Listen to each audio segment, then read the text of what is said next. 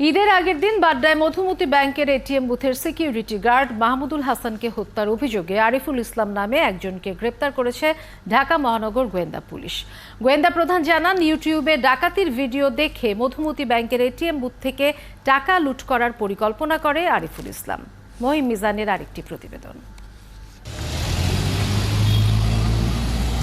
CCTV ফুটেজে দেখা যায় গত 10 এপ্রিল এক যুবক নানান অস্ত্র এবং সরঞ্জাম দিয়ে মধুমতি ব্যাংকের এটিএম বুথ ভাঙার চেষ্টা করছে।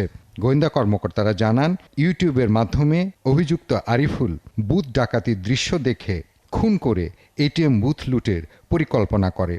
বিকাশে কম খরচে ক্যাশ আউটের লিমিট বেড়ে 50,000, প্রিয় এজেন্টও 2টা। সেই পরিকল্পনা মতোই এটিএম বুথের নিরাপত্তা কর্মী মাহমুদুল হাসানকে সে হত্যা করে। পরিকল্পনা মতো মিরপুরের স্বাধীন বাংলা সুপার মার্কেট থেকে হাতুড়ি, হ্যামার, ছেনি ও মিরপুর স্টেডিয়ামের ফুটপাত থেকে বাংলাদেশ ক্রিকেট দলের একটি জার্সি কেনে। আরিফুল পরে লোক সমাগম কম বা নিরিবিলি এটিএম বুথ খুঁজে বাড্ডার শাহজাদপুরের মাইশা চৌধুরী টাওয়ারের মধুমতি ব্যাংক প্রগতি সরণি শাখার একটি বুথ বেছে নেয়।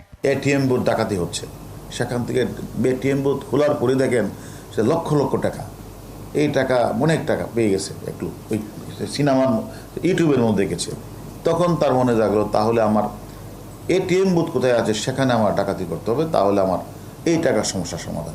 অতিরিক্ত কমিশনার জানান, রিমান্ডে আরিফুল জানিয়েছে ঋণের টাকা পরিশোধ করতে না পেরে বুথ ডাকাতির পরিকল্পনা ছিল তার।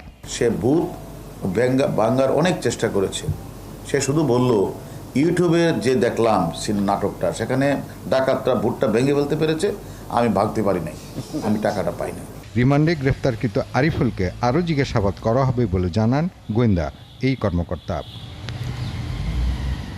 মহিম মিজান, ৭১, ঢাকা।